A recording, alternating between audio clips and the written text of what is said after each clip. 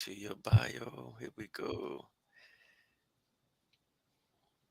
Oh, good evening and welcome to Amsterdam Talk Season 3, Episode 13.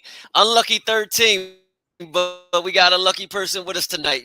Tonight I have Miss Stephanie McPhail with us. She is a toxic relationship recovery coach. I'm author of two books, which is Being Love Shouldn't Hurt and a workbook which were number one on the release on the core Council of Experts. Council of Experts. All right. So I'll let you give your bio. How you doing, Miss Stephanie? How you doing today? I'm good. I'm good. It's cold here in Texas. How is it by you in Baltimore, Maryland? Oh, it's like 30 degrees. It's about 30. It's Well, about 30 Texas, right now. So that's before we get started, that's tell how us it is about here. yourself. So my name is Stephanie McPhail. I am a professional coach. I specialize in toxic relationship recovery. I have a double master's degree in health and education. I have certifications in nutrition, but more importantly, I have firsthand knowledge in toxic relationships, physical abuse, emotional abuse, and I have certifications in coaching. And I am lucky enough to get to work with my husband, David. And he specializes really in the mindset piece of helping people heal and overcome toxic relationships so they can learn how to create and attract healthy relationships.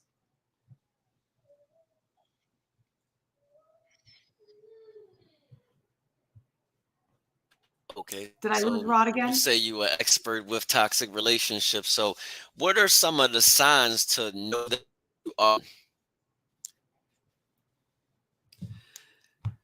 I'm still So here. sign Can you it's really can you choppy, hear but me? I got the part of it. So signs of a toxic relationship is, so I always say, it's really popular right now for people to say toxic relationships, that they are in a narcissistic relationship, that they're, whatever type of relationship that they're calling, because narcissist is like the big buzzword right now, right? So what I always say is the big thing Hmm. to realize when you are not feeling good about yourself in the relationship. If the person is not inspiring you, if they are not motivating you, if you don't feel like you're a best friend with that person and you feel like you're drained and brought down, then the chances are pretty good it's a toxic relationship. And so sometimes a toxic relationship is not because one person is abusive. Sometimes a toxic relationship is just two people with different personalities not getting along well. And that makes it so that it's a toxic relationship for those people. So sometimes it's purely what it is. Sometimes it's because of someone's psychological diagnosis, like narcissism or borderline personality or schizophrenia or anything like that. But to think about a toxic relationship, you always want to kind of keep in mind that toxic relationship is really just related to how you feel when you're in the relationship. Okay. Now you said I caught it before I switched over. You said that's a real big thing now, because everybody's saying, "Yeah, I'm a little toxic. I'm a little toxic." Like, why are people feeling like that's just a funny thing to say? Well, they're saying narcissist. Everyone's a narcissist. It's like they get into a bad relationship and they're like, oh, that person's a narcissist. Well, narcissism has to be actually clinically decided on by a psychologist. You have to meet certain criteria. But someone says toxic. I mean, that's another buzzword. Um, I think that it's not, I think that a lot of times when we say toxic, we're talking about other people being toxic. It's not very Okay. often that people are like, I was the toxic one. I was the one that made the other person feel bad. We very often more talk about how the other person is toxic to us. And a lot of us are uncomfortable to take responsibility for maybe some of the behaviors that we might need to work on. Okay. Understanding that. Understanding that. So basically, as far as what about some of the questions already coming in? What about calling someone a psychopath? Sociopath. So A sociopaths sociopath, are yes. like a completely different level than a narcissist. A narcissist compared to a narcissist looks like Little Red Riding Hood. They're nothing compared to a sociopath. So a sociopath is really going to take in all the different forms of mental abuse. They have zero empathy. They don't care about you, and they're going to really manipulate your surroundings are going to manipulate information to really mess with your head purposefully. And Mm-hmm. sociopaths and narcissists are both, it's for control. Both of them don't want to take responsibility for their behavior. Everything is your fault. And there's this feeling of being better than everybody else when you're talking about sociopath and narcissism. And sociopath just takes everything to the next level. Okay, so all right. So when you're in these types of relationships, this person, if you get into an argument or something, sometimes well, all the time, I'm guessing they like to act as the victim. Always. And they use a lot of gaslighting. So gaslighting is where you manipulate whatever happened and then turn it around and say that they're wrong. So, like if you say like, hey, it's really gray outside, and the person's like, no, it was a beautiful day. And you're like, but it's raining. Like I can tell I see it. And they will flat out lie. No, it's not. You're wrong. You don't remember exactly what happened. So they do it to manipulate, and they do it to really confuse you so that you don't even know what's true anymore. So when someone ends these types of relationships, one of the biggest issues that we see come up is that they don't trust themselves because they've been gaslit for so long. They've been lied to, manipulated, that they don't trust themselves. They don't know who they are. They don't know what they need. And they have a hard time even figuring out what's real because they've been lied to for so long. So there's a lot of confusion after leaving these types of relationships. So through that whole time, through the relationship, the toxic person is blaming you for their failures or shortcomings or their problems. Yeah. So I'll give you an example. So my ex-husband, who I share a lot of stories about, he wanted someone who was a strong, successful woman. That's what he wanted. And then when we got married, he was mad that dinner was not on the table when he got home.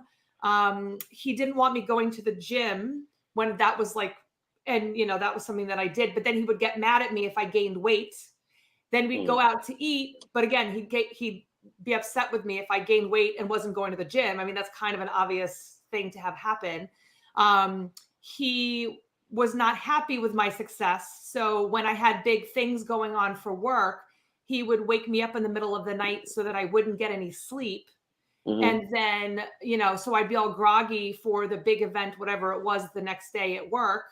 And then, he would complain about, the amount of money that was made or, whatever. It was always, he wanted me to behave certain ways. But then when I did those things, he would bring me down. So a lot of times there's with a narcissist specifically, there is this grandiosity that they're better than everybody. And although they might say like, I want someone who's this level of person, that makes them feel bad about themselves. So instead of trying to like level up to where that person is, instead they do everything to try to cut the person down, to make the other person feel bad, instead of taking responsibility and saying, hey, I can do these good things too if I just put that into action. Instead, they try to break the other person so the other person doesn't have anything. So by the time I was done with that relationship, and it only lasted 5 years, I was no longer, I used to be pretty independent and outspoken and things like that. And by the end of that relationship, I was afraid to speak in front of other people because he would whisper to me as I was talking, like, nobody wants to hear you. You need to keep your thoughts to yourself. And so I'd say, okay, well, here he is telling me that friends we have don't want to hear what I'm saying. Okay. Or, he'd be like, oh, this so-and-so doesn't actually like you. So I'd say, oh, okay, well, the person I'm married to is telling me that I'm being too loud, and this person that I thought I'm friends with doesn't actually like me. So I was left with less friends. I was not able to speak up for myself. I had really lost who I was during that relationship because I believed him because he was my husband. So did he like stop you from hanging out with your friends? Yeah, I had a really good friend of mine that I used to hang out with, and he always had something nasty to say about her every single time. Or if I did, and this was part of the abuse, is that, if I did finally decide to go out with friends, if I didn't have my phone attached to me at all times, I would get really anxious, because if I didn't respond immediately when he texted me, he'd call me a bitch, he'd call me a whore, he would curse at me. He would sometimes send me, like, literally, I think I counted once, 75 text messages, and I had been gone for like an hour and a half. And it was all because I hadn't picked up my phone. I hadn't answered a question that he had about where I was. So it started to be that it was just easier to not go out, because when I went out and I tried to hang out with my friends, and I'd literally just be at someone's kitchen table. It's not like I was out at the clubs or, whatever. I was literally just at my friend's house, just sitting at her kitchen table. And I get these types of, like, harassing. I'm going to come find you. I'm going to come get you at where you are if you don't answer this phone right now. And it's because I didn't answer in 5 minutes. So, again, those were the kinds of things that it was hard to keep friends. And then he tried to do it too with my family, where he would try to keep me from seeing my family, and started just like making up stuff about my parents and trying to keep us apart from each other, made it difficult for us to visit because we didn't live close. And he just made it really difficult to, control issues. Yeah, definitely. But it was all his control. He wanted all the control. He wanted everything his way, but I didn't have any say in the matter at all. That's so basically just you're not responding fast enough, so it goes into another whole situation just because you didn't respond quick enough. It would build. And then there'd be, the fights. If we fought, it was, there were times where there was physical violence. And so, we actually, so when and I don't know, for, anybody who's watching that has also experienced a toxic relationship, obviously this can be for a man or a woman. I mean, I think that I really want to make sure that everyone listening is, you might hear my story, but I definitely know that men are in abusive relationships as well. But I was at a point in my life where I was 28 years old, so I was pretty young, and I thought that I needed to get married. I thought I got to get married. I want to have kids. I grew up in a religious household, and I had not had a healthy relationship. Right. So I thought, maybe my expectations are too high for relationships. My parents didn't really have a healthy relationship, not to the extent that I experienced, but I'd never really seen anything healthy. And I thought, maybe this is all my fault. Maybe I'm just not choosing the right guys. So when I met my then husband, and there were things that seemed really good, even though there were red flags, I said, maybe this is the best it's going to get. So we got married, even though there was red flags, because I thought I'm going to just try to deal with it because I wanted to have a family. And on our wedding day, he actually chased me around the honeymoon suite while I was naked, because he was mad at me for spilling water on the ground when I tried to get in the tub that he had filled. And so he threatened my life, told me it was the worst mistake he had ever made by marrying me, told me he was going to throw me out the window. He threw his wedding band at me, told me that he was going to have me killed.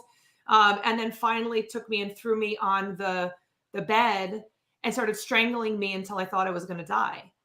And I started to lose consciousness. And I was like, this man that I just married is going to kill me. And luckily he stopped, but he promised it would never happen again. He was just stressed out from the day. And if it ever did, that I could leave him and he wouldn't give me a problem. And of course, 5 years I stayed. I was strangled again. I was spit on. Like I said, I was woken up in the middle of the night. Physical abuse, or like if we get into a fight, he'd leave me places. Sometimes, like this kind of cold weather that we're having, he'd leave me, be snowing, ice, rain. And if I said something he didn't like, he'd leave me on the side of the road. And it was always, it was what I was doing wrong. I was saying the wrong thing. I was doing the wrong thing. So the consequence of my bad behavior was for him to lead me places, threaten me, do those kinds of things. And that was, when you're in that, you just go into survival mode. Like, what can I do to make him stop behaving this way? What can I do to not continue living like this? Right. So all of that need to break your confidence and your self-esteem. Self-esteem was definitely non-existent. Confidence was non-existent. I used to be someone, before I got into that relationship, I would walk into a room and feel fine talking to anybody. But because of what he would say to me when I would open my mouth in public, I was like, okay, well, obviously I shouldn't be speaking. Nobody wants to hear what I have to say. I started to really question everything, like who actually am I friends with? Who actually likes me? Is this all? And so my self-esteem and confidence was broken. And he would say, you want us to just talk to each other and talk out problems. He's like, that's not real. People don't do that. You live in lollipops and rainbows, and you think people can just talk out problems. And I was like, well, I think they can. I haven't seen it. I think they can though. And he, it was almost sometimes a good thing where he just wouldn't talk to me for 2 weeks, because it was like, it was either something physical or emotional, or like, I'm going to just withhold speaking to you for 2 weeks because of something that I said I did. So my self-esteem, my self-confidence was shot after experiencing that type of relationship. Okay. All right. So in between all of that, like I know, you're being married, so there were secrets and stuff like that being told. Did anybody, well, did he, I should say, like, do like a toxic person, do they spill like secrets or start telling lies on another person? I don't know what he would. I mean, he would tell people that I was crazy, or tell, what he would just, I don't know what he would say to other people. But to me, or for me, I kept his secret. I was really there was a few people that I told, and I only told them little pieces of information because part of me thought, well, I shouldn't be speaking badly about my husband. And so that was definitely part of it. I thought, okay, whatever it is, we're going to work it out, figure it out. And so I don't want to talk badly about him to his friends, because we had mutual friends. And so I didn't want to do that. And so the little bit that I told other people, I remember them being just kind of like horrified, what was going on. And I was like, that wasn't even that bad compared to some of the other things that he's done or said. So I really, out of my own shame and guilt, I didn't tell people what was going on, because I was the one who took care of everybody else. I didn't want anyone to know that I was the one drowning and was desperately looking for someone to come and save me. So I just tried to figure it out on my own. And I remember at one point somebody said to me, because they saw him, like, again, he leaves you enough places, someone's going to see that he's doing that, or he calls you names, someone's going to notice something. And someone said to me, like, oh, you just like drama. And I was like, oh my gosh, no, I don't like drama at all. Like, I don't even want to talk about this stuff at all. And they said, well, then why do you stay? And I said, well, I stay because I'm married, and I grew up that once you get married, you stayed married. So, it wasn't about the drama or anything else. It was the secret of how bad things were, but also protecting the marriage that I thought was till death do you part. No matter what he said or did, I thought that I needed to make it work. Right. Okay. Death to you part. Yeah, that's a big thing. Right there. So, I guess after all of that, you became emotional. You became vulnerable. Emotional vulnerability. Well, I think when I finally was able to get out. So basically so I stayed for 5 years. I kicked him out. I would let him Mm-hmm. back in. And that was just kind of the thing, is that I'd get enough. I would try to explain it to him, make him understand that that's not how I was going to let him behave. But the thing is that even if you explain that to someone, they don't, if you keep letting them back, then they can do that, because the moments of clarity that he would have, and he would say, I lost a lot of respect for you when you kept letting me back. And then he would manipulate again and get his way back in. But when I finally said, I was working a second job, and he had quit his job, and he was Mm-hmm. working as a waiter, and he was supposed to give me money. He never gave me any money. So I was paying all the bills in the house. I had all the stress of worrying about the bills. He was spending money like crazy. Mm. And I was worried about the bills. And I just kept thinking, this can't be my life. Like, this can't be what my life is going to be for the rest of my life. Like, this is going to, like, the next 50, 60 years. And what am I hoping for? That he dies, that I die? Like, this is terrible.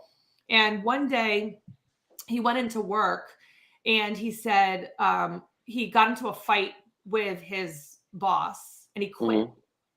And he came and he sent me a text message while I was at my second job. And he said, I quit my job. And I said, and my response was, I texted him back and said, sweetheart, please do me a favor and go back and get that job. We need the money. Like, please go get the job. I'm not going to repeat what he said because I don't know what kind of audience this is, but he said, just No, like typical you can say whatever you want to okay, say. good. Okay, so I'll flat out say it. He said, just like typical cunt bitch Stephanie, not to support her husband. Wow. And I read that after supporting him and doing everything that I had done. And I said, you know what? I'm done. And I called up a friend and I packed up my stuff. And even though it was my house, Mm-hmm. I left him at my house and I went and stayed on a friend's couch until we were able to go through the divorce because I didn't feel safe. So, yeah, I mean, I had to get vulnerable and realize like I needed to get help because Mm-hmm. trying to do it on my own was not working. So that's a sign right there. All give and no take.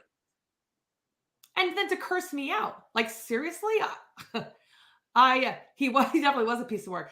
Like I'm taking care of everything, and Mm-hmm. I still haven't done enough. I mean, it was amazing. It was enough. It was the last straw. And I mean, and he had said much worse things. He had done much worse things, but it was finally Mm-hmm. to the point where I'm like, I'm not doing this anymore. I'm not wasting any more time with this man. So was it a scorecard being kept, a relationship scorecard? I mean, I don't know if it was a scorecard, but it was definitely, I mean, it was so toxic that, it was just kind of one of those things where we would try to make it work. I would try to make it work and he would just lie and then he would lie to get whatever he wanted. I mean, I'd say, okay, the only way you can come back into the house is if you go to therapy. And he'd say, you're right. I have some really bad anger issues. I was a bad kid growing up. I got in a lot of trouble. I've got some things I need to work out. I'm going to go get help. And I'd say, okay. And then I'd let him back in and he would stop going to therapy, not tell me. And then I'd wonder, he kept driving there. He didn't go. So And, where'd he go? oh, no, he Where'd he didn't go? go. He would just leave. He would Oh, just yeah. sign in and leave? Uh-huh. Yeah. He would drive. He'd be gone for an hour and a half. So I'd think he was gone and he was hanging out with the friends. He was doing other things. See, the thing is too, is that when you're like, what I found out about him after the fact was that his drug of choice was when we started the relationship, and I didn't know until we got married, was that he really loved cocaine, but he also loved pain medications. So after he stopped coke about a year or two into the relationship and told me that was the reason why he was being so aggressive is because he was using cocaine. And I said, okay, well, if that's what it is, let's get through this.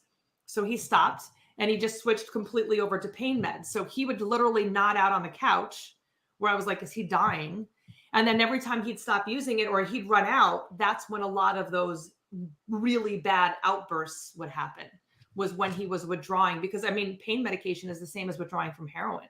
So yeah, opiates. Yeah, it's opiates. So that was his drug of choice. So when he would, I mean, who knows how much money, here I am wondering where all the money is going. I mean, definitely when you start using even, 4 or 5 of them every day, you run out. I mean, you're spending a lot of good money. And you're right. The cocaine enhanced was already there 100%. It was because it doesn't make you into something that you're not. It's just, it made it extra and he used it as an excuse. I mean, it was always like our wedding day. Oh, I strangled you and lost my temper because I was so stressed out from the day.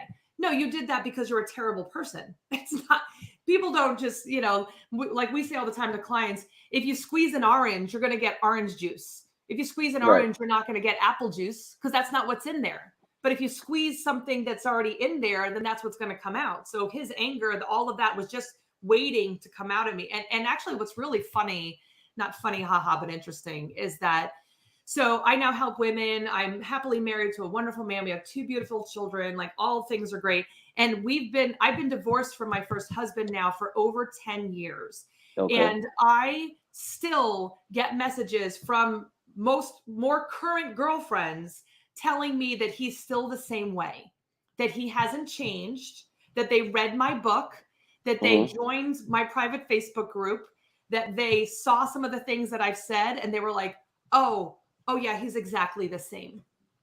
And he Mm. blames me still to this day for even the most recent girls breaking up with him because they read my book and it's my fault that they are breaking up. Not he's still exactly the same terrible person. He's just, it's my fault because they find out about it from me. They find out about it from firsthand knowledge, not from reading my book. They read my book because of how he's behaving. So they read the book of how he's behaving, and he just gets in contact with you. Yeah. Yeah. The last time he did it was last year. It was like the end of the summer. And he told me again that he, for, whatever amount of times that he was going to, talk to a lawyer and he was going to sue me for every penny that I had. And, For again, defamation. trying to threaten. And I'm like, it's been 10 years, like 10 years. I'm not afraid of you anymore. Like, go for it, dude. Like, go for it. Go ahead and sue me. I don't use his name. I don't. And like I've tried to explain to him too, it's not even about him anymore. Right. It's my story. It's my journey of what I experienced. I don't live that way anymore, but it makes me really understand why women stay, why men stay, why people stay in these types of toxic relationships because of how like mush your brain is after trying to deal and explain and figure out what's going on with this person that you originally loved, that had something about them that was amazing. And then all of a sudden all these things happen and you're like, it's like, the frog, if you throw a frog in boiling water, they're going to jump out. But Mm-hmm. if it slowly increases, they stay there and get boiled alive. And I was being boiled alive because I just kept trying to deal with the next situation till all of a sudden I was like, where am I and how did I get here? It's not someone that happens to me. This can't be me in my life. And so I think that's where people get stuck in that, is they don't realize that all of a sudden that little bit of shifting that we keep trying to deal with, all of a sudden we're in a completely different place that we never could have imagined being in. Understandable. So we got to that point, that crossroads. So now the recovery process. How do you recover? So that's the part where, so if anybody watching right now, again, if this is resonating for you, definitely drop some comments and let us know what you've experienced, because I think it's really important to share. I mean, we're so embarrassed. We're so ashamed of going through this that we don't really want to talk about it. And I think that's a really big problem because we should feel more comfortable to share what's going on. But one of the things that is really important is so that once we leave, a lot of us think that leaving is the hard part. And it is. It's really hard, especially if you have kids, if you have, a house together, friends together, maybe you've known each other a really long time. It's really, really hard to leave. But honestly, what's even more difficult is the part after we leave. Okay. Because the part after we leave is, who am I? Is this the first toxic relationship I've ever been in? If not, how do I make sure this never happens again? Who are the real people that are there to support me? Who are the people that want me to be happy and feel good in myself? Those are all questions that we ask ourselves. So what I take my clients through when we're working on the recovery process from a toxic relationship is we have a few different modules in our program, but some of the things that we do, and I think we all kind of have to reinvent ourselves. In fact, some people, Michael, not only some people didn't know who they were to begin with, because here we were, like, some of us started relationships when we were 14, 15, 16 years old. Who knew who they were when they were that age? So if you just go right from relationship to a relationship, most people don't even know who they are. So you've got to find out who that person is. So when I take clients through the process, it's basically figuring out who our support system is. It's figuring out how we got here, which is all stuff that we work on. And looking at our belief systems, which is, the BS that we tell ourselves. And so those things in our head. And so, like, I wrote my book, Being Loved Shouldn't Hurt. Because if you feel like love should hurt, then without realizing it, we're going to go and look for relationships that are stressful.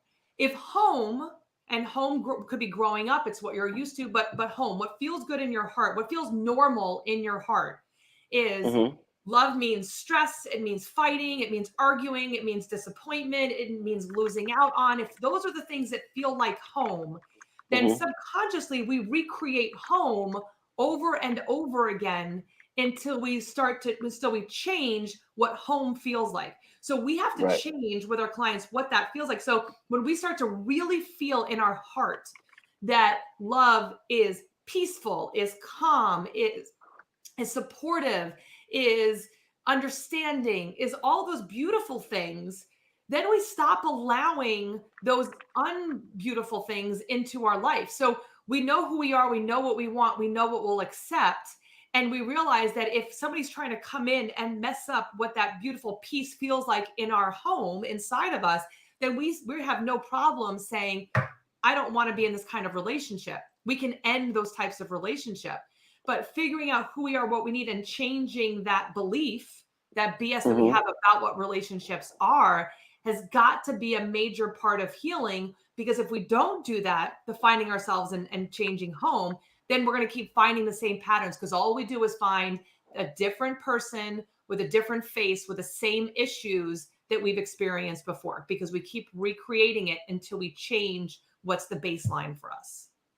Okay, so now what you just stated, last night we had a show last night, and the man Russ last night said, during his healing process, it was basically you don't want to come out at too quick, because if you stop at a 5, you're gonna attract 5s. If you get out at 6, you're gonna attract 6. You come out at 8, you come out at 9, so forth, so be it.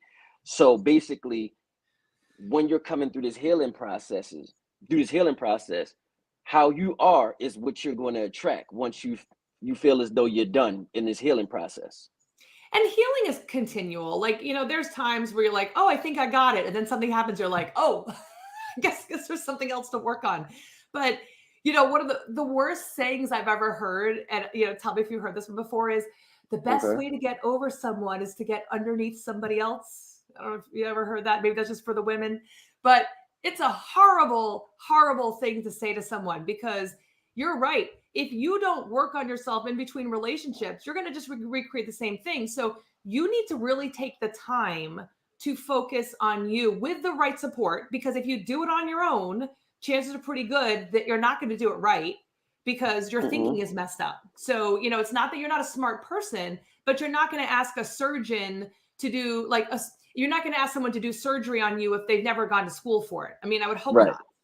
So, a lot of us have not experienced healthy relationships, but here we are trying to create healthy relationships when we don't know the tools how to do it. So we've got to come back to base and say, okay, we need someone to help us, because we don't know what the thinking that got us to this point is not going to get us somewhere else. Our thought process got us to here. So we need somebody else to come and say, hey, got to work here, focus here. Let's give you the tools to focus on this, like we do with mindset shifts. We, specifically, that's one of the things that we do. So we shift those mindsets, shift those beliefs. So now all of a sudden it's like, oh, I do know that I deserve a healthy person. I do Mm-hmm. know that I am worthy of a beautiful, wonderful relationship, and I'm not going to settle for anything other than that. So once we do that, then yeah, we're leveling up. So we're putting out into the universe, into the world, whatever you want to call it, that light.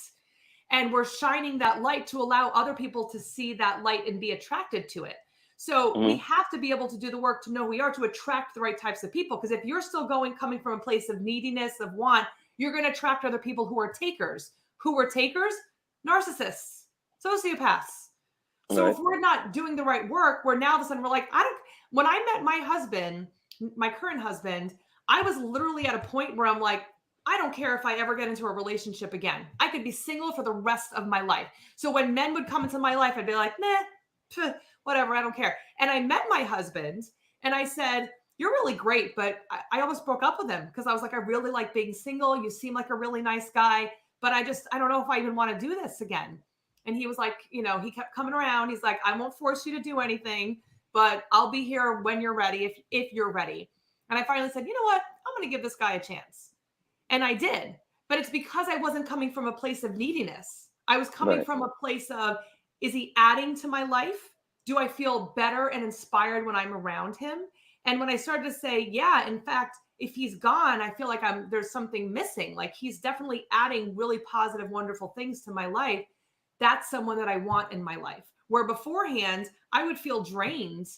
And that's what I thought relationships were. So that's what I kept attracting, was people that were draining and not a good fit for me. Okay, so that was my next question, was say with your current husband, like you're coming out of this toxic relationship, you healed, you're working on yourself, you're healing, like did he start to breathe life into you?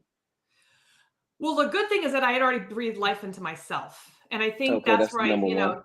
that's really the important thing. And so that's what I was saying, is that, I think one of another saying that's really irritating to me is, when you're looking for your other half, you Right. should never do that. You got to look for your other whole.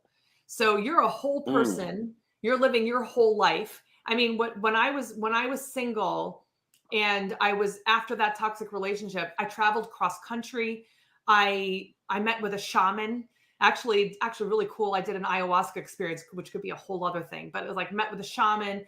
I only hung out with people that were positive and uplifting, like for me, other healthy couples. And I changed people that I was friends with. I changed a lot of things about me. So I got to a place where I really was comfortable. And so when I met my husband, it was adding to that. It was more so.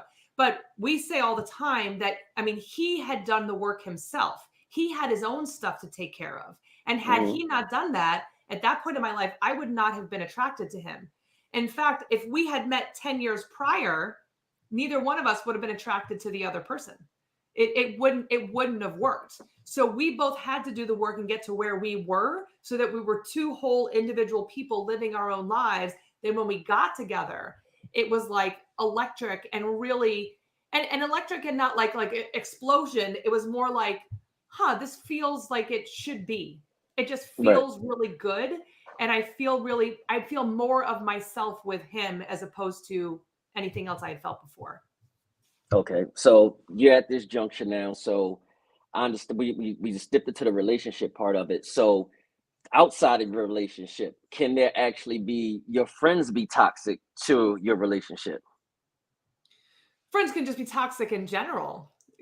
Like, as we're going through this process, a lot of our clients will suddenly say, wow, I didn't realize that I had so many toxic friends. I had so many needy people in my life. Or one of the biggest things is that I have a client right now, and she's like, I don't understand why I got into this relationship with this alcoholic, who was a closeted alcoholic and a pilot, Mm. by the way. But Alcoholic and do oh you yeah, know what do you know what company he worked yeah. for?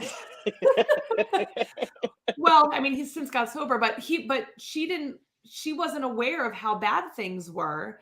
And she's like, but I don't understand. Like, I really, everything was great for me growing up. I mean, everything was wonderful. And when we started dissecting everything, Mhm, it was her original toxic person was her mom.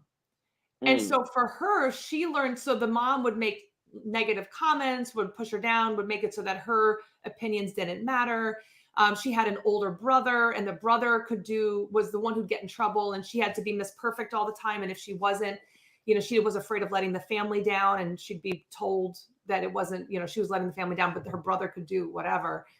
And, that's how she grew up. So then mhm, all of a sudden, here she was looking for a relationship, and then that was naturally what she was attracted to. So, as we start doing the work, we start realizing, okay, who are the people that are actually bringing me down? And we see it's sometimes moms, sometimes dads, sometimes both, sometimes the lack of either parent, sometimes the fact that they stayed, drug addiction, sexual abuse, physical abuse, mhm, emotional abuse, all that kind of stuff. We see a lot of people that come to us who come from foster families, whether it's issues with the foster family themselves, or having a wonderful foster family, but feeling just completely like they didn't matter, like they were discarded by their birth family. And so then there's that subconsciously that's going on. So there's a lot of toxicity under the surface that a lot of mhm, people have dealt with, that keeps them stuck in these patterns. And so family, friends, and business relationships, or at work, those are three big other areas where relationships can be toxic, that we don't even realize is normally part of it. And part of it's because of our own lack of self-esteem, poor boundaries, lack of communication. Okay. So all of that you just stated, this is what you lift your clients to be able to have better communication, better self-esteem, accountability, things of that nature. So I can come to you and your husband and just say, "Hey, I'm having problems with this in my relationship. Can you help me out with this?" Yeah, and what's really cool is that people come to us because they want to heal from toxic relationships. They want to be able to create and attract healthy relationships. They don't want to get into another bad toxic relationship. And then once they start doing the work, they're able to change their friendships, get people that are healthier for them. They start making more money where they either leave their current position or they go to another place making more money. I had one client make $120,000 more than what she Mm-hmm. was making because her toxic work environment was keeping her thinking that she wasn't doing good enough. And when she started putting the feelers out for another job, they were like, "You're getting paid what?" She actually lived in the Virginia area, and Okay. they flew her across country to San Diego and gave her a whole new life because they loved what she had going there, but she didn't feel good enough before that. So I mean, relationships become the side thing. I have a client right now, she's currently lost, I think, 50 pounds. But Mm. when you feel bad about yourself, you're going to eat. And then she was having health issues. So the health issue, it's such a multi-layered thing. And my background is health and education. So we look at healing holistically. So physical health, Mm-hmm. social health, mental health, and spiritual health, and reconnecting all of that together so that we're taking care of ourselves and we're putting ourselves first, which is not selfish, but self-care, taking care of ourselves is Mm-hmm. what we have to do. We have to fill up our own cup before we can take care of everybody else. So we just get everything back into balance and start giving people the tools they need. And then all of a sudden, everything starts to shift in their lives. Totally, totally. That's the number one thing. You got to make sure you can't love nobody until you love you. That's one of Mhm. the biggest things. I had a question, but it just slipped my mind when you said that. Anyway, I had a question, but I forgot it that fast. It's all good. That That's- happens to me all the time. I'll be in the middle of talking and then forget, like, what was I going to say? Where was I going with this? Yeah, yeah. I was just. Oh. What I was going to say is, okay. So you come out this, not you per se, but anybody. So you come out this toxic relationship, you get into a new relationship, but you may see a flag that's the same of that person. Do you is it fight or stay? Fight or flight? So, and I was going to say, Ava said, I realize you also self sabotage. I think that's 100%. And I think that's part of the not feeling like we're good enough is that so that a lot of times, too, we might meet someone who's great and kind of bring this into what you're talking about there, Rod. But we might meet someone that we think is great. And then we're like, no, we're waiting for the other shoe to drop. And we're just like, let me just mess this up because I'm so afraid of this potentially or possibly being good. So then we screw it up so that somebody else can't hurt us. We're trying to protect ourselves. But to go into a little bit more of like looking for those red flags, I mean, there are certain red flags that you just have to be really careful of. So, someone driving erratically, someone cursing and screaming at you, someone not listening to your boundaries, certain things where it's like, those are going to not be okay. There's certain non-negotiables in a relationship.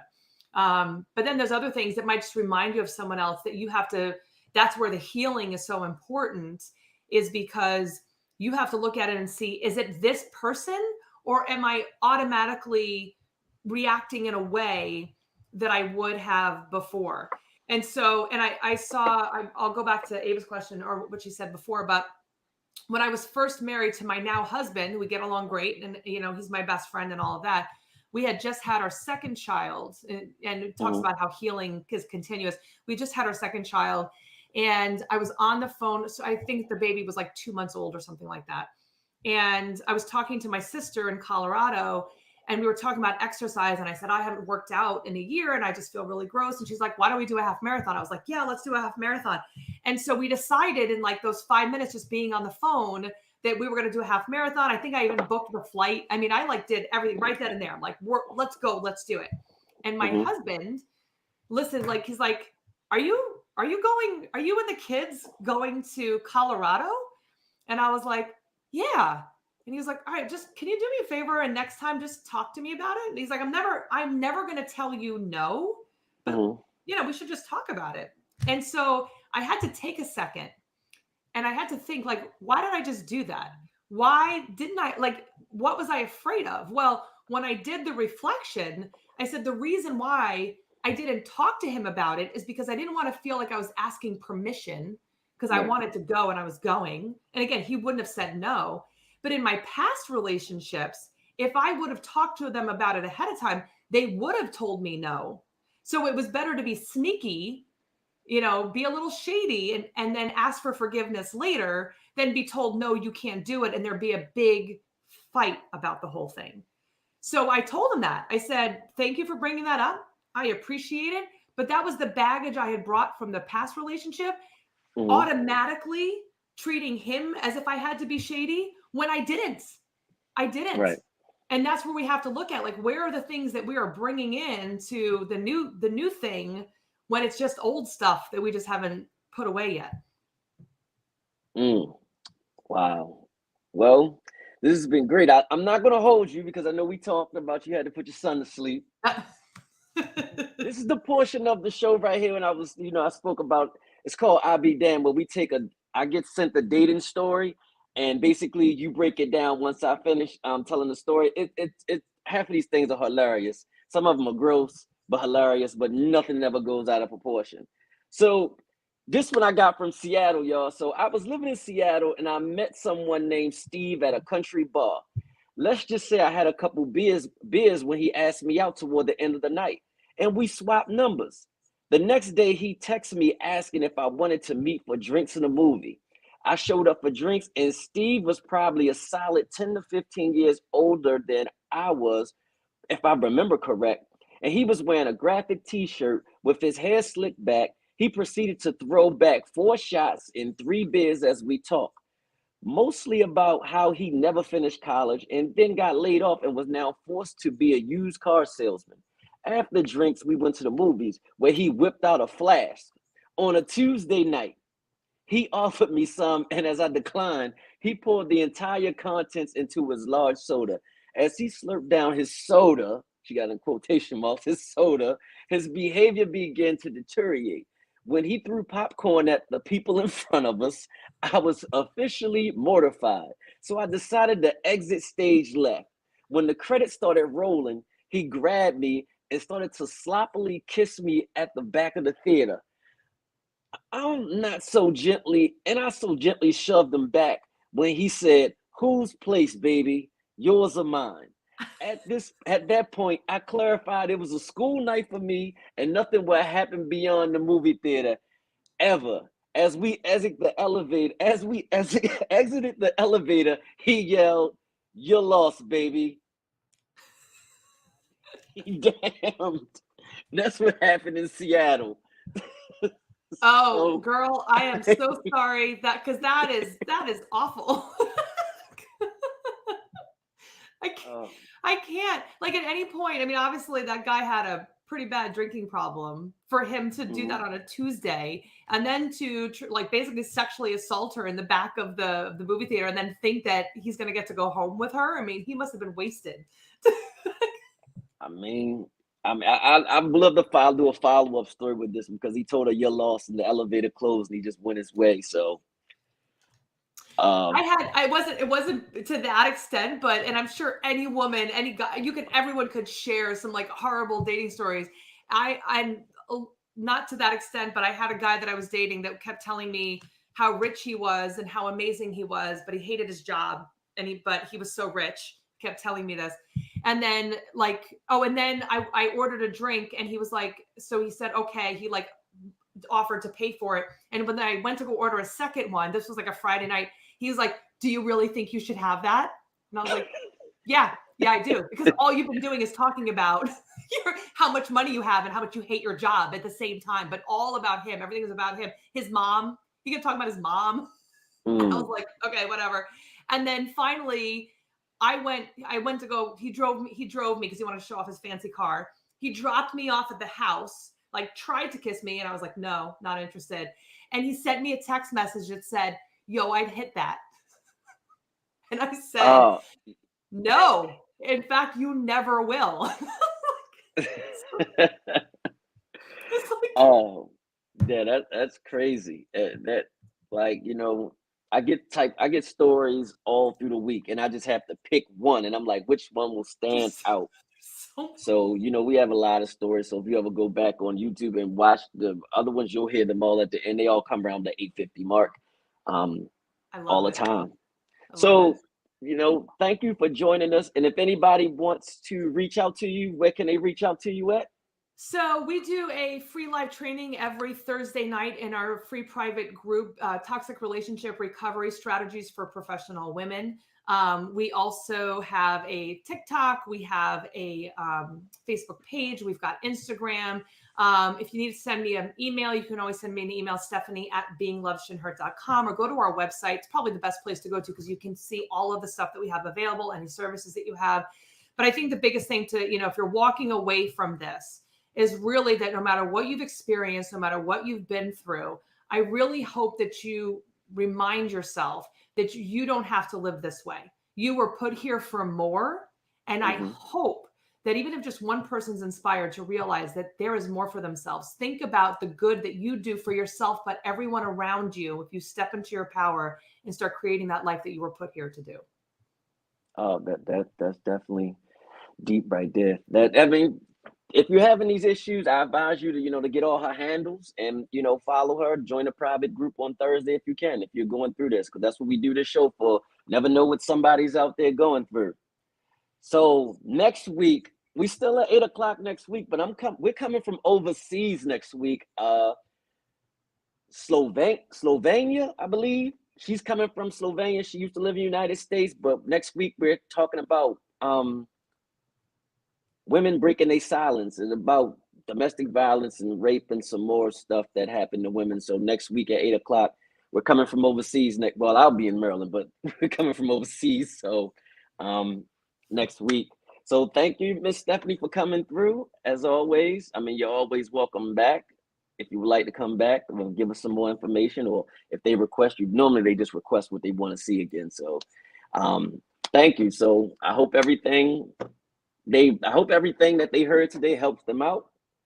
And other than that, I'll see you guys next Wednesday. Bye, everybody. Thank you for coming. All right, nigga.